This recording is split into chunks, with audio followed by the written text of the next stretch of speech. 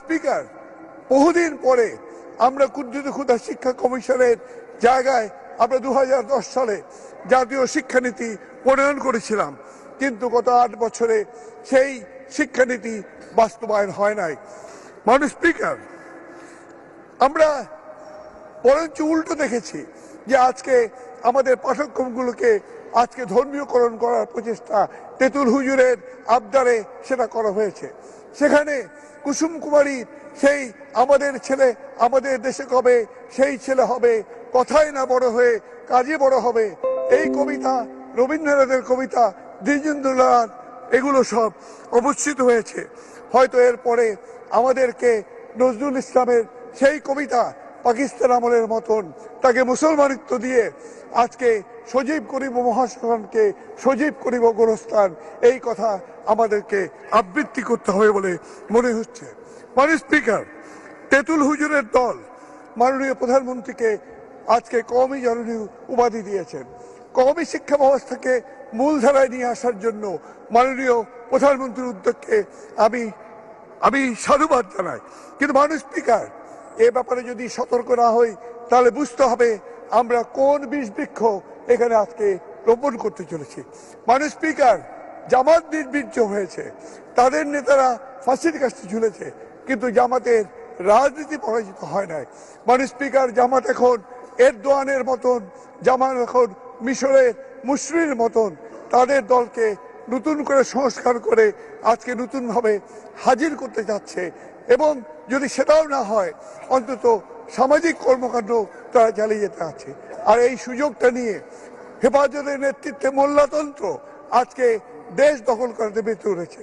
আমরা জানি যে এই হেফাজতিরা, তাদের এই মোল্লাতন্ত্র আজকে দেশে চরম পশ্চাৎপদ ভাবনা তারা ছড়িয়ে দিচ্ছে। আজকে ধর্মীয় সাম্প্রদায়িক বিভাজনে তারা লিপ্ত হয়েছে। হিন্দুদের উপর আক্রমণ, সংখ্যালঘুর আক্রমণ, বৌদ্ধর উপর আক্রমণ, এগুলো তো আমরা দেখেছি। এবং আমরা সম্প্রতি সময়ে এমনকি তাবলিগ জামাতকে নিয়ে বিভাজন সৃষ্টির ঘটনাও দেখেছি, খুনাখুনের ঘটনাও দেখেছি। স্পিকার, আহমদীদের উপর তাদেরকে অমুসলিম ঘোষণা করার দাবি নিয়ে সেই পাকিস্তানি কায়দায় আজকে খতমে নবুয়ত দাবি তুলছেন, এবং আমরা তাতে অনেকখানি আত্মসমর্পণ করছি। স্পিকার, রাষ্ট্রপতি সারা দেশে যে সাম্প্রদায়িক সম্প্রীতির কথা বলেছেন, এর ফলে সেটা যে ক্ষুণ্ণ হবে এটা নিশ্চয়ই আর আমাদের বলে দিতে হবে না। স্পিকার, আমি যেটা বলছি, আজকে যে বিপদ, একটি অসাম্প্রদায়িক গণতান্ত্রিক রাষ্ট্র আমরা কায়েম করতে চাই, কিন্তু সেখানে সাম্প্রদায়িক মানসিকতার আজকে বিস্তৃতি ঘটছে।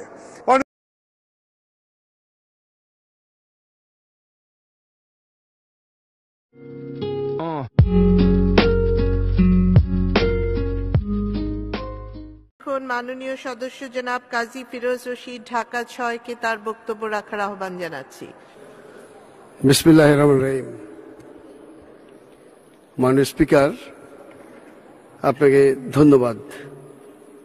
মহামান্য রাষ্ট্রপতির ভাষণের উপরে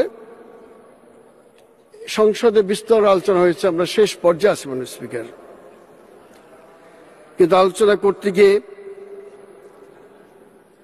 একজন সংসদ সদস্য, যিনি আগে মন্ত্রী ছিলেন, ধান ভাঙতে শিবির গিয়েছেন। অত্যন্ত দুঃখজনক মাননীয় স্পিকার। এই আমাদের কওমি মাদ্রাসা নিয়ে অনেক বেহুদা কথা বলেছেন। কওমি মাদ্রাসা নাকি একটা বীজ বৃক্ষ। কিন্তু স্পিকার, এ ব্যাপারে যদি সতর্ক না হই তাহলে বুঝতে হবে আমরা কোন বীজ বৃক্ষ এখানে আজকে রোপণ করতে চলেছি। অথচ এই সংসদে মাননীয় প্রধানমন্ত্রীর নেতৃত্বে দাওরায়ে হাদিস আমরা সর্বসম্মতিক্রমে আইন পাশ করেছি। এম.এ. সমমর্যাদা, যারা দীর্ঘদিন পর্যন্ত কওমি মাদ্রাসার তাদের একটা বড় ছিল, দাবি ছিল এই দাওরায়ে হাদিসকে স্বীকৃতি দেওয়ার। এই সংসদে আমরা আইন পাশ করছি, একটা যুগান্তকারী সিদ্ধান্ত। মাননীয় স্পিকার, মাননীয় প্রধানমন্ত্রী তাকে সমস্ত কওমি মাদ্রাসার পক্ষ থেকে অভিনন্দন জানিয়েছে। হেফাজতের নেতৃত্বে মোল্লাতন্ত্র আজকে দেশ দখল করতে বেঁচে উঠেছে। এখানে তো কোনো মোল্লাতন্ত্র সৃষ্টি বা দেশ দখলে কোনো ষড়যন্ত্র হয় না। এমনকি হেফাজতের আমির, যিনি একজন বৈশ্য নেতা, সারা জীবন শিক্ষিত করেছে মাদ্রাসায়, অনেক ছাত্র ভক্ত তার আছে, তাকেও নিয়ে অনেক কটাক্ষ কথা এই সংসদে বলা হয়েছে। আমরা জানি যে এই হেফাজতিরা তাদের এই মোল্লাতন্ত্র আজকে দেশে চরম পশ্চাৎপদ ভাবনা তারা ছড়িয়ে দিচ্ছে। তেতুল হুজুর বলে তাকে কটাক্ষ করা হয়েছে, বিদ্রুপ করা হয়েছে। তেতুল হুজুরের দল এই ধরনের ধৃষ্টতা আমরা মনে করি যে এটা সংসদে হওয়া উচিত না। যারা সংসদে নেই, যারা সংসদে কথা বলতে পারে না, আসতে পারে না, এই ধরনের কথা তাদের নিয়ে আমরা কেন হয়তো করবো? দেশটা শান্ত আছে, শান্তিতে আছে, এখন তার কোনো অশান্তি কোথাও দেখি না। আমরা কেন এই শান্তির মধ্যে একটা অশান্তি ঢিল ছুঁড়ে দেব?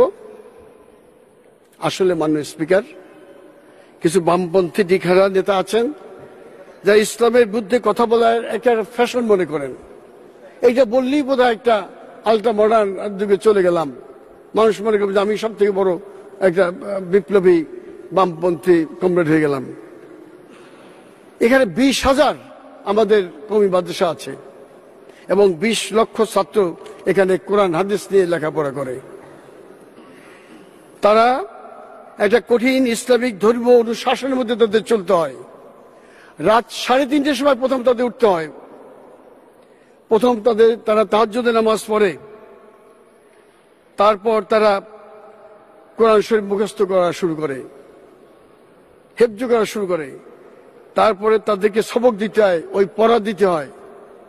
এইভাবে পড়তে পড়তে তাদের যখন ফজরের নামাজ দেয়, নামাজ পড়ে আবার পড়তে হয়।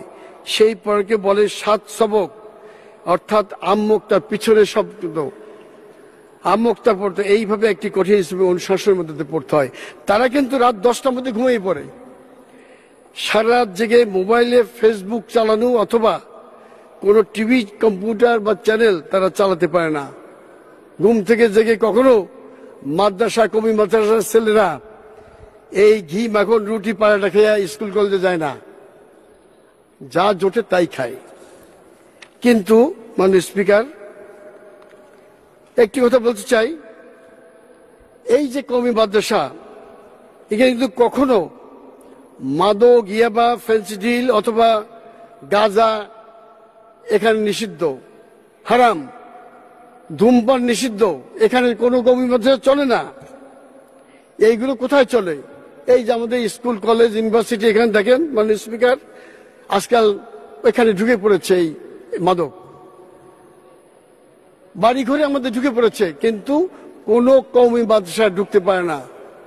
আজকে একটি কথা বলি মাননীয় স্পিকার, আমরা যদি 1000 এই মাদ্রাসা ছাত্রদের রক্ত নিয়ে পরীক্ষা করি আর 1000 অন্য শিক্ষা প্রতিষ্ঠানের ছেলেদের রক্ত নিয়ে পরীক্ষা করি, তাহলে দেখা যাবে যে ওই যে মাদ্রাসা, কওমি মাদ্রাসার ছাত্রদের 1000 রক্ত নিলাম, এটা একদম পিওর রক্ত, এখানে কোনো মাদকের চিহ্ন পাওয়া যাবে না। আর এই 1000-এর মধ্যে 50% আমরা পিওর পাবো না, কারণ এত মাদক ঢুকছে দেশে। আমরা এখন অস্বস্তিতে ভুগতেছি মাদকের যন্ত্রণায়। আজকে মাননীয় স্পিকার, আমি মনে করি যে মাদকের বিরুদ্ধে, এই কওমি মাদ্রাসার বিরুদ্ধে বলে আলেম সমাজের প্রতি এবং মৌলানা আল্লামা শফি সাহেবের বিরুদ্ধে একটি কথা বলে ওনাকে অপমান করা হয়েছে। আমি আপনার কাছে অনুরোধ করব মাননীয় স্পিকার, কারণ এই সংসদে আমরা দাওরা হাদিস পাশ করেছি এবং আমরা এই সংসদেই কিন্তু সর্বসম্মতিতে পাশ হয়েছে, অতএব তাদের বিরুদ্ধে কথা বলা তো আমাকে দরকার ছিল না। আমরা মনে করি আপনি এই কথাগুলো যেগুলো ছিল এগুলো দয়া করে এক্সপান্স করবেন এবং আমরা একটি অশান্ত পরিবেশ থেকে আমরা মুক্তি পাবো। Press the bell icon on the YouTube app and never miss another update.